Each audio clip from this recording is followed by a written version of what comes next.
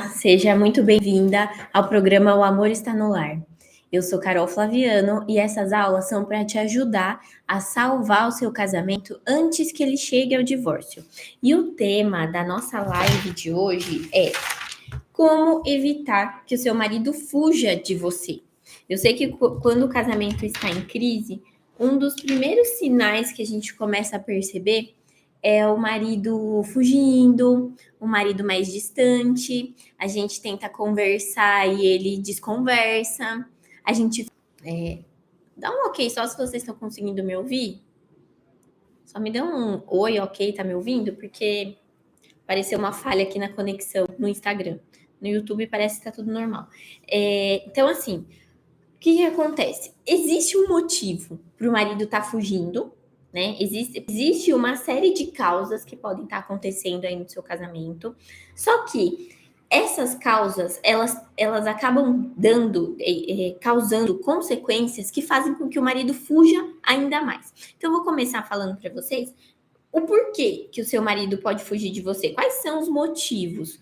Um deles é o casamento de vocês esfriou, né? A rotina, o dia a dia, os desentendimentos fizeram com que o casamento esfriasse. Outra situação que faz o marido querer fugir da mulher é quando tem muita briga. Quando tem muita briga, o que acontece? O homem, para evitar esse clima, ele foge das conversas. Por quê? Às vezes a mulher pergunta, ele não sabe responder, né? Ele não quer responder, ele não quer falar sobre o relacionamento. A mulher não entende o motivo pelo qual ele não quer falar sobre o relacionamento. E aí as brigas começam, não conseguem se entender. E essas brigas vão fazendo com que cada vez mais o homem queira fugir da mulher. Nós, mulheres, nós temos uma habilidade muito grande em falar sobre os nossos sentimentos, em falar sobre o nosso relacionamento com o nosso marido.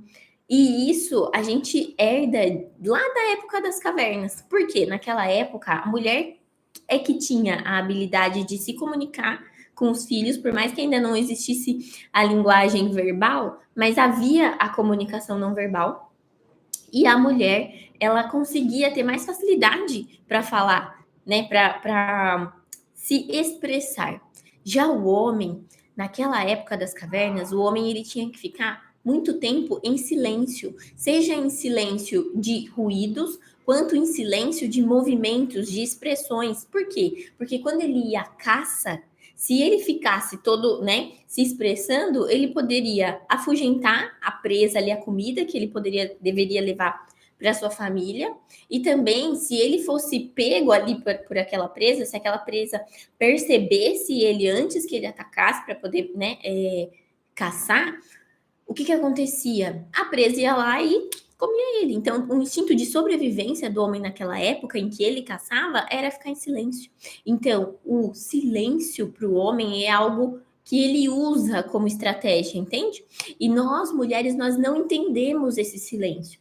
E por não entender, a gente acaba pedindo para que eles falem, para que eles se expressem, para que eles digam o que está acontecendo, o que está passando dentro deles, mas eles não falam, eles não falam. E o fato dele não falar e a gente querer que ele fale acaba causando briga e acaba afugentando mais ainda o homem, entende? Outra situação, quando o marido muda muito, o homem ele começa a mudar e ele começa a fugir da mulher, né? A mulher começa a perceber comportamentos do homem que ele não tinha, não eram os comportamentos do homem que ela casou. E aí, quando ela percebe isso, ela percebe que esse homem começou a se afastar também, começou a fugir, tá? Então, todos esses motivos são capazes de fazer o marido fugir e a gente não consegue saber como resolver. Então, o que acontece? Como que a gente evita a fuga do homem, entendendo essas raízes, entendendo essas situações que eu acabei de explicar para vocês? A gente evita a fuga do homem sendo uma companhia agradável. Aí você fala assim para mim, Carol, mas você só pode estar brincando, né? O homem tá me magoando, o homem tá me traindo e eu ainda tenho que ser agradável para ele? Aí é que mora o segredo. Não é ser agradável para ele, é ser agradável para si mesma. Quando nós nos tornamos mulheres agradáveis para nós mesmas nos sentimos assim, mesmas sentimos que nós somos uma boa companhia para qualquer pessoa, a nossa energia ao nosso redor ela muda. E isso aproxima qualquer pessoa, inclusive o seu marido. Entende? E essa é a diferença. Por quê? Eu sei que se você fizer algo para agradar o seu marido só com o objetivo de agradar, sabe o que vai estar acontecendo? Você vai estar querendo agradar uma pessoa, vai querer agradar o outro não vai corresponder e isso só vai te machucar mais ainda. Entende? Então, o segredo nessa situação para aproximar o homem é se tornar uma companhia agradável primeiro para você. Entende? Olha as mulheres deck chegando. Bom dia para vocês. Olha, Cleudiana, Dai. Bom dia, Dai. Quem mais? Eu vi um monte de mulher deck. A Fabi, a Ana, a Lígia. Bom dia para vocês, meninas. Todas alunas. Muito feliz aqui de vocês estarem acompanhando. E todo mundo que está aí na live, no YouTube também. Então, vamos lá. Vamos continuar, então, falando dessa questão, né? De ser uma pessoa agradável. Primeiro para si mesma. Primeiro para si mesma. Isso é, gente, fundamental. Só que sabe qual que é o problema? Quando o casamento ele tá em crise, quando tá doendo, quando a gente não sabe como chamar a atenção do outro, a gente foca só no outro. O que fazer para o outro entender, para o outro enxergar o nosso valor. Só que isso não acontece enquanto nós mesmas não fazemos isso por nós, tá? Então, o segredo aqui é esse, é você se tornar uma companhia agradável. E qual que é o primeiro passo para você se tornar uma companhia agradável? Primeiro, gente, é o primeiro, assim, de todos, que eu sempre bato nessa tecla para as minhas alunas, é se livrar dos pensamentos negativos. Sabe por quê? Porque o pensamento negativo é algo que mata a gente por dentro. É isso que acontece com o pensamento negativo. É como se ele corroesse toda a esperança que a gente tem, seja de salvar o casamento, seja de qualquer coisa que a gente queira atingir na vida, tá? Não é só no relacionamento, não.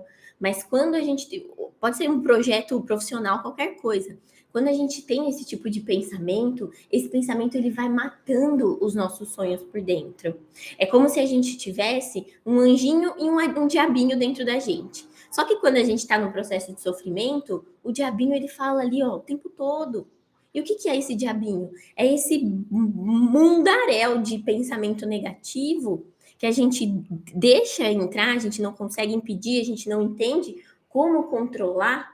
E aí a gente deixa que esses pensamentos influenciem as nossas atitudes, as nossas reações, as nossas impulsividades, o nosso comportamento com o nosso marido, o nosso comportamento com os nossos filhos e o nosso comportamento com a nossa saúde, o nosso bem-estar.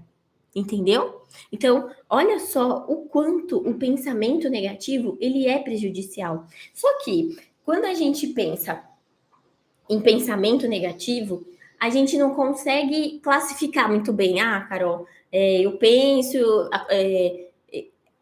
coisas ruins, mas assim, a gente não tem clareza desse tipo de pensamento. E é por isso que fiquem aqui até o final, porque até o final eu vou mostrar para vocês categorias desse tipo de pensamento para que você consiga enxergar qual que é o seu padrão de pensamento negativo. Você sabia que existe um padrão? Você sabia que existe 7 classificações de pensamento negativo que foram categorizadas já, né? Cientificamente. Existem padrões, e quando você consegue identificar qual é o tipo de pensamento negativo que mais povoa a sua cabeça, você consegue trazer clareza, identificar, aí você consegue trabalhar para se livrar desse tipo de pensamento e aí, consequentemente, se tornar essa companhia que eu estou falando para vocês agradável primeiro para si e aí, por consequência, se tornar agradável para o marido. Isso é visível, a gente consegue perceber, o outro consegue perceber. Por exemplo, se você for para um país estrangeiro, né? Você vai aí, sei lá, vai fazer uma viagem internacional. E aí você não sabe nada daquela língua, você está no Japão, você não está entendendo lado que a pessoa tá falando. Só que só pelo semblante, só pelo jeito da pessoa andar, só pelo jeito da pessoa se expressar, por mais que você não esteja entendendo um lado que ela tá falando, você consegue saber se aquela pessoa tá com uma aura, uma energia mais positiva ou uma energia mais caída. Então, olha só como. E por que isso não tem a ver com falar? Porque você não tá entendendo nada do que a pessoa tá falando. Entende? Às vezes a pessoa não, né? Você não tá entendendo nada. É algo que vem de dentro, é algo que influencia os nossos comportamentos. Entende? Então vamos lá. Então agora eu vou falar para vocês só de alguns prejuízos desses pensamentos negativos para vocês até verem se conseguem se enxergar nesse tipo de situação. Vamos lá, deixa eu ver se tem comentário aqui, ó. Pessoal, bom dia. A Lu falando verdade, Carol tem aprendido muito isso. A Luziana também, Mulher Deck, bom dia para você, Lu. Que legal, todo mundo entrando aqui. Deixa eu ver se tem alguma pergunta. Ó, o Nicolas falando, isso, Nicolas, é comunicação não verbal. É isso aí, gente. Essa comunicação não verbal, muitas vezes, a maioria das vezes, ela diz muito mais do que qualquer coisa que você tente dizer para o seu marido. Eu mesmo, quando eu estava com um problema no meu casamento, eu queria aprender, como que eu me comunico? O que eu tenho que falar? Não é o falar, é o agir. Entende? Deixa eu ver. Que legal, Day. A Day falou, pessoal, quem não entrou ainda para o grupo Mulher Deck, entre. Vocês não vão perder. Em um mês aprendi tanta coisa que eu nem imaginava. Que legal, Day. Você está evoluindo muito. Parabéns. Então vamos lá, gente. Então vamos voltar aqui. Quais são os prejuízos do pensamento negativo? Primeiro prejuízo é a mulher não se valorizar. Sabe por quê? Porque quando a mulher ela tem um pensamento negativo sobre ela não precisa nem de inimigo. Não precisa. Porque quando ela olha no espelho, ela não fala nem para o inimigo o que ela fala no espelho para ela. Que ela é horrorosa, que ela não é capaz, que o marido dela vai se encantar por qualquer outra mulher. Por quê? Porque ela não tem graça, ela é sem graça. A mulher, quando ela tá com um pensamento negativo, a mulher, quando ela tá com esse tipo de pensamento de autodepreciação, ela não precisa nem de inimigo. Ela tá ali o tempo todo jogando ela mais para baixo ainda. E isso faz com que cada dia mais a mulher não consiga reconhecer o seu próprio valor. Entende? E eu tenho uma aluna que aconteceu exatamente isso. Ela contou para mim, ela falou, Carol, eu me senti horrorosa. Eu me sentia feia, eu me sentia, sabe, a pior das mulheres. Eu achava que meu marido, qualquer mulher, fosse muito melhor do que eu. Ela falou, hoje não. Depois que eu construí, né, essa autoestima verdadeira que eu ensino lá no programa, Elo no Ar, depois que eu construí isso, eu percebo que se ele perder, ele tá perdendo. Além de bonita, eu sou digna, eu sou filha de Deus, eu sou honrada. Ela conseguiu ali, falando comigo, trazer coisas, qualidades dela que ela não precisou nem pensar. Veio, foi natural. E por que foi natural? Foi natural porque ela construiu, tá? Ela construiu. Então, vamos lá. Esse é um dos prejuízos do pensamento negativo. Um outro prejuízo, gente, é o desânimo. Sabe por quê? Porque quando você deixa que o diabinho, que esses pensamentos ruins, eles invadam a sua mente, você fica sem energia, você fica sem disposição até para levantar da cama. Até para cuidar dos seus filhos, sabe? Eu vejo acontecer também, mulher que não tem disposição nem de levantar para dar o almoço para os filhos, para levar os filhos para a escola. Por quê? Porque esse monte de pensamento negativo, por conta das situações também, né, que acontecem, mas esse monte de poluição que entra, sabe, sem um filtro, sem uma blindagem do que acontece ao redor. Quando as coisas acontecem ao redor e a mulher não sabe filtrar isso, a mulher não sabe trazer para dentro dela e falar assim, peraí, vamos mudar isso aqui, vamos mudar esse pensamento, vamos substituir esse sentimento, esse pensamento, né? Falei com algumas alunas aí esses dias sobre isso. Vamos substituir esses pensamentos para que a gente não fique desanimada, para que a gente não fique indisposta, mesmo enquanto a situação ainda está difícil. Entende? Então, olha só o prejuízo de você não conseguir dominar esse tipo de pensamento. E, Carol, é um processo fácil? É um processo simples? Não é simples, eu sei que não é simples. Eu sei que demanda tempo e demanda dedicação. Até que a gente entenda que a gente tem o controle e o domínio sobre esse tipo de pensamento, enquanto a gente não colocar em prática isso, a gente não consegue. A gente não consegue. Então, qual que é o principal determinante do seu ânimo e da sua energia? Eu vi que a Cleo escreveu aqui, né? Que passou por uns dias assim. Principal determinante quando você está nessa situação é entender que a única pessoa capaz de te tirar dessa situação é você. É você, não é mais ninguém, não é mais ninguém. Sabe por quê? Porque, ó, eu falo que Deus ele traz os sofrimentos para gente, para que a gente consiga aprender e a gente não cometa mais os erros do passado, para que a gente evolua mesmo. Então, o que acontece muitas vezes? Tá acontecendo um problema no seu casamento em que o seu marido, você depende totalmente, o seu bem-estar depende totalmente das atitudes dele. Só que nesse momento, o que Deus quer pra gente? Deus quer nossa alegria. Deus quer que a gente ame o próximo como a nós mesmos. Só que como que a gente é capaz de amar o próximo como nós mesmos se a gente só ama o próximo? A gente não ama a nós mesmos. Então, muitas vezes, esses aprendizados e esses desafios vêm para que a gente entenda que o outro está fazendo atitudes ruins e não é por isso que você tem que sofrer. O que Deus muitas vezes quer mostrar para a gente nesse momento é que nós somos capazes de nos levantar.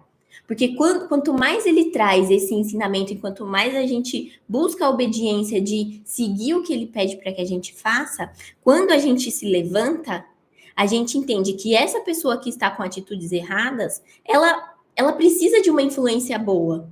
E como que a mulher ela vai ser uma influência boa se ela está numa cama, se ela está indisposta, se ela está sofrendo pelas atitudes dele? Então, enquanto você não se ergue, enquanto você não se levanta e você não se posiciona no seu casamento nesse sentido de, independente do que está acontecendo, eu vou me levantar e eu vou me reerguer, enquanto você não se molda para ser essa mulher, que é a mulher deck, enquanto você não se molda para ser essa mulher, você não consegue ajudar o seu marido a enxergar as coisas que ele está fazendo. Entende? Isso é fundamental. Fundamental que vocês entendam, tá? Ó, a Ana escreveu, substituir os pensamentos dá super certo. Isso aí, Ana. E eu lembro do seu processo também, que não era algo fácil. Você conseguiu tá com um sorriso no rosto aí maravilhoso. E é isso, gente, é essa construção, é uma construção. É do dia para a noite? Não é do dia para a noite. Nada que é para sempre, nada que é eterno é rápido. Hoje, infelizmente, a gente está tão preso e tão acostumado com as facilidades do mundo que a gente acha que restaurar um casamento a gente faz do dia para a noite. E não é. Sabe por quê? Porque antes de Deus querer restaurar o nosso casamento, Ele quer restaurar tudo que precisa ser restaurado dentro da gente. Por isso que eu falo com mulheres cristãs, porque eu sei que Deus, ele não quer uma mulher cristã que dependa dele para ser feliz. Ele quer uma mulher cristã que se construa com base, né, no exemplo dele, com base na força dele, para que essa mulher seja instrumento no mundo. E especialmente, e quem é, né, eu sempre falo isso, se você quer ajudar o mundo, são as primeiras pessoas que você tem que ajudar? É a sua família, é o seu marido. Então Deus, ele quer usar a gente para isso, para que nós sejamos instrumentos de restauração, não só do casamento para que a gente volte a se sentir bem, mas da salvação desse homem que a gente casou. Entende? Isso é fundamental de entender.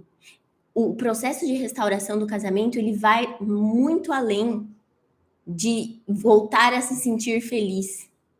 O processo de restauração de casamento vai em você ajudar o outro a ter a salvação.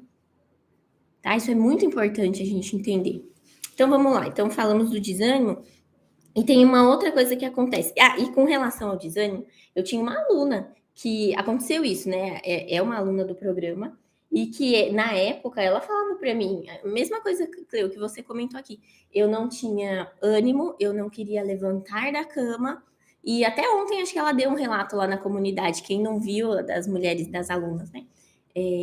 Ela deu um relato na comunidade falando isso. Ela pensou em, né, até tirar a própria vida. Olha isso, gente. Até de tirar a própria vida ela pensou. E hoje ela trabalha, ela faz faculdade, o casamento dela está restaurado. Olha só como ela se restaurou. Olha como o desânimo pegava ela, sabe? O desânimo, ele dominava ela e fazia ela não querer ter vontade de levantar, de sair da cama. E olha o que ela construiu na vida dela, entende? Primeiro nela, foi primeiro nela. Depois que ela se curou, o casamento dela foi curado, tá? Então vamos lá. Outro prejuízo dos pensamentos negativos é a gente querer desistir o tempo todo. Fala aí, quem nunca, né? Quem nunca quis desistir? O tempo todo. Por quê? Porque o diabinho tá aqui falando, aí você fala, não tem mais jeito, já era. Não, eu vou desistir de tudo. Não, eu vou abandonar tudo, eu vou largar tudo. Fala pra mim. Todas as pessoas que a gente conhece no mundo que tiveram sucesso em atingir os seus objetivos, essas pessoas, qual que é o padrão entre elas? Elas não desistem. Elas não desistem. Então, e por que elas não desistem? Porque elas conseguem virar essa chavinha aí do pensamento e elas conseguem olhar para aquela situação e falar assim: eu vou enfrentar, eu não vou desistir. Desistir não é uma opção. Então, quando você não consegue virar essa chavinha e você mantém esses pensamentos negativos na sua cabeça, você quer desistir toda hora. Aí sabe o que acontece? Você dá 2 passos para frente, 2 passos para trás, 2 passos para frente, 2 passos para trás. Então já desiste logo, não fica sofrendo. É o que você quer? Você quer desistir? Desistir do seu casamento, desistir da sua família, desistir de ser cristã, de cumprir a promessa que você fez lá para Deus, diante de Deus? É isso que você quer? Não é. Então, gente, desistir não é uma opção. Se for para ficar dando 2 passos para frente, 2 passos para trás, desiste. Entendeu? A Cleo escreveu: não devemos desistir de quem você ama. Foi justamente o devocional de hoje. O devocional que eu leio todos os dias. Ah, não sei onde está. Fala isso, enquanto há amor, Deus continua trabalhando. Lá, ó, a Sil entrou aí também, Mulher Deck. Enquanto tem amor, gente, Deus continua trabalhando. Enquanto tem amor e tem paciência, Deus consegue fazer o milagre de restauração no casamento. Mas a gente precisa unir o amor, a paciência e a ação. A ação de entender que a construção começa na gente. Entende? Ó, deixa eu ver aqui, ó, mensagem da Sil. Faço parte do Elo no Lar há 1 ano, tive muitas transformações, não só no meu casamento, mas em mim mesma.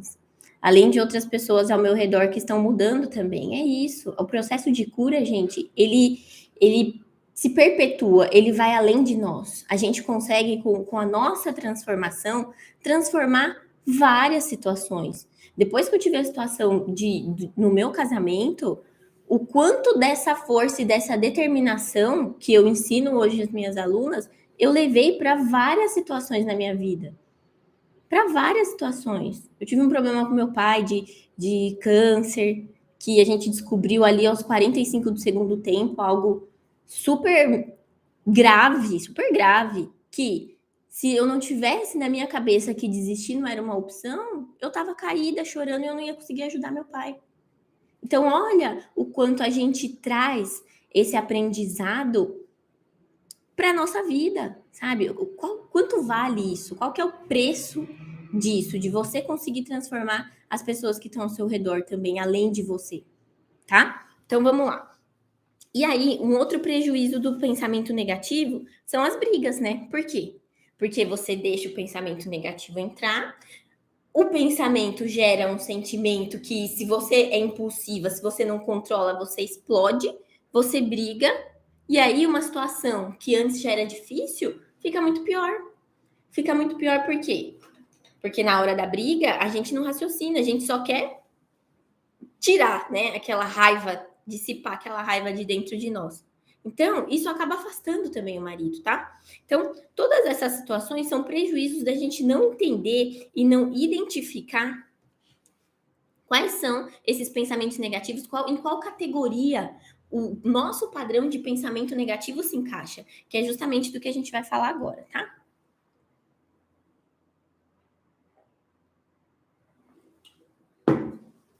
Então vamos lá. Então, como identificar esse tipo de pensamento negativo? Dentro do programa Ela no Ar, tem um pilar que ele é específico da comunicação que aproxima. E a comunicação é isso, né? É a comunicação tanto verbal quanto não verbal. E a comunicação, os pensamentos negativos, eles influenciam, eles refletem tanto na comunicação verbal quanto a não verbal. Por isso é importante identificar o padrão de pensamento. Então vamos lá, eu vou trazer aqui para vocês os tipos para vocês conseguirem ir. Conforme eu vou dando os exemplos, vocês vão conseguir se identificar nesse tipo de exemplo. Vamos lá. Qual que é o primeiro exemplo aqui de categoria? É a mulher, né, a pessoa que tem o pensamento negativo que exagera perigos. Então, é uma mulher que. Você já ouviu? Não sei, se você é uma mulher que se enquadra nessa categoria, você muitas vezes já deve ter ouvido: você faz tempestade no copo d'água. Vou dar um exemplo prático aqui para vocês. Imagina que o seu marido está indo para uma festa da empresa. E aí, você tá em casa e nesse momento não aconteceu nada, nada que você saiba, não tá acontecendo nada, mas já vem aquele turbilhão de pensamentos assim: ah, nessa festa vai ter muita gente arrumada, vai ter mulheres arrumadas. E se essa mulher começar a se aproximar do meu marido? Então, olha só, é tudo pensamento, tudo pensamento. Só que são pensamentos que na hora você fica com uma raiva, que quando o seu marido chega, você já briga, você já começa a investigar, ou você não espera nem ele chegar. Você já liga e fala: tá com quem? Tá falando o quê? Por que não chega logo? Então, o pensamento negativo que exagera perigos, ele faz justamente isso, né? Acaba trazendo uma situação, um perigo muito maior do que realmente está acontecendo ali. Você está imaginando uma coisa super, né? Todas as mulheres querendo seu marido e no fim lá você vai lá, ele tá lá bebendo com os amigos, sabe? Então, assim, esse pensamento de exagerar perigos, ele é muito prejudicial. E aí o que acontece, né? Quando o marido chega, você, por conta desse pensamento, começa uma briga que você não consegue controlar, e qual que é a reação desse marido? Fugir, se afastar, né? Então, olha só, um dos motivos pelo qual o marido foge, tá vendo? Então, vamos lá. Outra categoria é a categoria de culpa. Como assim essa categoria? Como que funciona essa categoria de culpa? Um exemplo: o seu marido, você começa a se culpar pelo seu casamento tá como tá. É como se sempre, quando você visse uma situação, você falasse: puxa, eu que sou culpada disso, eu que causei isso. E esse sentimento de culpa, ele faz com que você se torne a sua energia, né? O exemplo que eu dei de você ir para o Japão. Você se torna uma pessoa triste, uma pessoa sem vida, uma pessoa sem graça. Você acha isso de você, por quê? Porque você está o tempo todo se sentindo culpada, tá? E, Carol, então eu não posso ter culpa? Existe uma diferença de culpa e autorresponsabilidade, tá? A culpa, você olha para a situação, você fala: putz, eu sou culpada, e não faz nada para resolver. A autorresponsabilidade não, você percebe a sua parcela de culpa e trata aquela parcela. Você não pega o problema todo do casamento para você: ah, meu marido me traiu, a culpa é toda minha. Não é nada disso.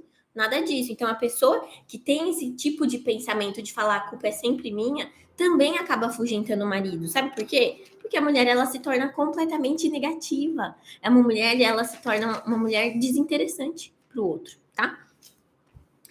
Uma terceira categoria de pensamento negativo é a mulher que tem o coração endurecido. O que isso significa, Carol? Uma pessoa que tem o coração endurecido, por mais que seja uma pessoa cristã, não consegue enxergar dentro dela sentimentos que estão fazendo ela ter as atitudes que ela tem. Por exemplo, sentimento de mágoa sobre alguém ou o próprio marido, sentimento de rancor, sentimento de vingança.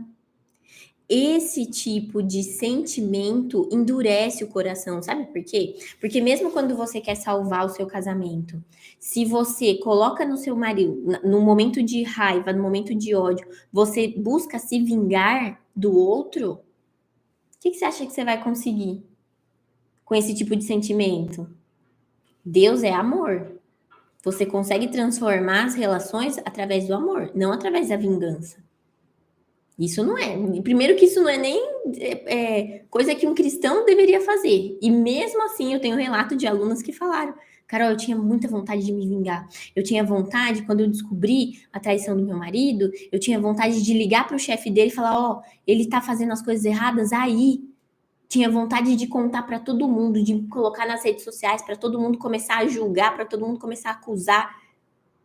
Isso é vingança. Isso é vingança. E ó, o pensamento que gera esse sentimento aí de vingança. Então, e o que que acontece? O comportamento da mulher é um comportamento de uma mulher que é amargurada. E muitas vezes a mulher se arrepende demais depois que passa por esse momento. Por quê? Porque o que tá feito não dá para ser desfeito, né? A mulher ali prejudicou o marido. E aí, além dos problemas que levaram o casamento onde chegou, ainda vai ter mais esse problema, que foi um homem que foi, né, prejudicado aí de alguma maneira. Então, olha só como o coração endurecido, gente, uma pessoa que tem o coração endurecido, ela tem até dificuldade de enxergar essas coisas. Ela tem até dificuldade de enxergar que ela tá se vingando. Para ela só tá reagindo da forma que ela sabe, mas não é. Não é. Esse tipo de. Quando você começa a entender o processo do pensamento que gera o sentimento, você começa a identificar que existe um sentimento aí que não deveria estar aí, que precisa ser transformado, precisa ser substituído. Se você não tem essa clareza, você fala: não está acontecendo nada, comigo está tudo bem, eu não tenho sentimento nenhum. Isso é um coração endurecido. O coração endurecido faz com que a gente fique cego para os nossos sentimentos, tá? E a quarta categoria é a categoria de pré-julgamento, suposição. Essa é muito comum. Como que funciona isso? Por exemplo, o marido tá frio. Você acha que o problema é o casamento. Você não para descobrir o que é. Né? Não existe o problema casamento, existe. Mas quando a gente para analisar todas as áreas da nossa vida, quantas áreas, quando a gente faz essa reflexão, a gente não enxerga que estão com problema? Só que qual que tá doendo mais? É o casamento. E aí, quando o casamento dói mais, você acha que tudo se resume ao casamento. Você acha que todos os problemas são do casamento. Então, se o seu marido ele tá frio por qualquer motivo que seja, adivinha o que vai acontecer? Você vai achar que é o casamento. Você não vai querer saber se, às vezes, no trabalho dele aconteceu alguma coisa que ele não ficou bem. Você não vai saber se, às vezes, ele tá passando por um problema com os pais dele. Imagina, da mesma maneira que nós temos os nossos outros problemas, ele também tem. Então, quando a gente tem esse pré-julgamento de achar que sempre o problema é o casamento, esse tipo de pensamento negativo faz com que todo momento a gente fique pressionando, a gente fique cobrando o outro. Mas o que foi? Por que você tá assim? Por que você tá quieto? O que aconteceu? A outra te procurou? E já começa a investigar celular, entende? Então, olha só como essa categoria, e vai anotando aí. Geralmente as pessoas têm mais de uma categoria, né, de pensamento negativo, mas é importante identificar quais são as principais. Então, se você tem essa categoria em você, o que acontece? Quanto mais você pressiona o outro, quanto mais você quer saber o que está acontecendo, mais a pessoa se torna um sabonete. Sabe um sabonete? Quando você aperta assim, quanto mais você aperta, mais ele foge? É isso que acontece com o seu marido. Então ele vai fugir de você. Se você não tratar de eliminar esse tipo de pensamento de pré-julgamento, de suposição. E aí, vamos para o quinto. Quinto pensamento negativo é o da pessoa pessimista. Como que é? Esse é o mais fácil de entender, né? Aquela pessoa que tem uma visão limitada, uma visão de túnel. Ela tá acontecendo um problema no casamento, ela só consegue enxergar o fim, ela só consegue enxergar o divórcio, ela não consegue enxergar outras possibilidades. Não, mas eu já tentei de tudo, já tentou, mas tentou as coisas erradas. Entende? Tentou, mas não tentou não tentou a estratégia certa. Então, se você fica num casamento e se você tem uma atitude pessimista de sempre achar o defeito, você não consegue salvar o casamento. Sabe por quê? Porque se o seu casamento já tá difícil, o seu maior trunfo vai ser, em meio a situações difíceis, achar as coisas boas. Se você é uma pessoa que tem pensamentos muito pessimistas, você tem que, urgente, para ontem, aprender como substituir esse tipo de pensamento. Sabe por quê? Porque quando você só enxerga o caminho ruim, a todo momento você vai colocar o seu marido contra a parede do sentido assim, então vamos terminar. Então, já que é assim, então vai embora. É como se você plantasse uma semente tanto na sua cabeça como na dele. Quanto mais você repete esse padrão de pensamento, você planta tanto na sua cabeça quanto do seu marido, que a única saída para vocês é o divórcio. Entende? Por isso, gente, que o pensamento é algo assim que muda o jogo quando você entende, sabe? Ele muda o jogo, certo? E um outro, sexta categoria, é a pessoa que é generalista. É a pessoa que generaliza. Então, assim, o marido fez algo ruim. Ah, ele é um cafajeste, ele só faz coisa ruim. Mas e as coisas boas? Ele nunca faz isso. Ah, tá, mas e a vez que ele fez aquilo para você? Então, quando você generaliza, quais são os problemas e as dificuldades da pessoa que generaliza tudo? Primeiro, ela não consegue identificar, separar aspectos bons e aspectos ruins. Meu marido tem qualidades, mas ele também tem defeitos. Então, vamos tratar os defeitos e vamos ressaltar as qualidades.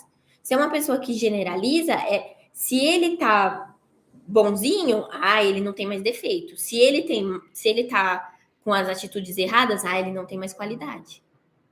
Esse tipo de generalização atrapalha o casamento. Sabe por quê? Porque numa conversa, vamos supor, você está numa conversa com seu marido que você quer resolver um problema de agora, aconteceu agora. E aí, quando vocês começam a conversar, o que o generalizador faz? Ele traz um assunto lá do passado para ser falado aqui no presente, e no final da conversa vocês acabam brigados sem resolver nem o passado nem o presente. E aí, sabe o que o seu marido vai fazer na próxima conversa, sabendo o que vai acontecer quando vocês começarem a conversar? Ele vai dar um jeito de fugir dessa conversa como o diabo foge da cruz. E é por isso que ele foge de você. Entende? Então, se você tem essa característica de generalizar, presta atenção do jeito que você fala, como que você identifica. Se quando acontece alguma coisa no seu casamento, você fala, você sempre me maltrata, nada do que eu faço para você tá bom. As palavras sempre, nunca, tudo ou nada, misturar passado com presente, isso faz com que você consiga identificar se você tem esse tipo de padrão de pensamento negativo. E o último é o super-herói. Gente, esse aqui também, a gente acha que esse aqui é um que você acha que tá fazendo o certo, mas acaba fazendo errado. Por quê? Porque a pessoa que tem um pensamento negativo de super-herói, o que acontece? É uma pessoa que ela se esforça para não decepcionar o outro. E sabe o que acontece no seu casamento se você tem esse pensamento de super-herói, de tipo assim, não, eu preciso fazer alguma coisa pro meu marido. O casamento tá ruim, eu preciso fazer alguma coisa pelo outro. Quando você faz isso, você começa a fazer coisas que, em vez de atrair o seu marido, afasta. Como ficar querendo agradar o tempo todo, a qualquer custo. A única estratégia. Carol, é errado agradar meu marido? Muito pelo contrário. Existe um momento de agradar, sim, a gente tem que agradar como esposa, mas esse não deve ser o seu papel principal no casamento, agradar o outro. Sabe por quê? Porque senão você se torna a mãe dele. E um homem, ele não quer estar casado com a mãe, não é? Ele quer estar casado com uma mulher. Então, quando você se esforça para não decepcionar o seu marido, sabe o que você começa a fazer? Você fala, bom, ele tá distante comigo, então ele tava reclamando que tava cansado, mesmo aqui eu me matando, eu cheia de coisa para fazer, eu vou deixar ele dormir até meio-dia, mesmo que eu tenha que fazer faxina sozinha, fazer o almoço, cuidar da filha, eu vou fazer sozinha, por quê? Porque eu quero agradar. Gente, isso afasta o homem, isso afasta.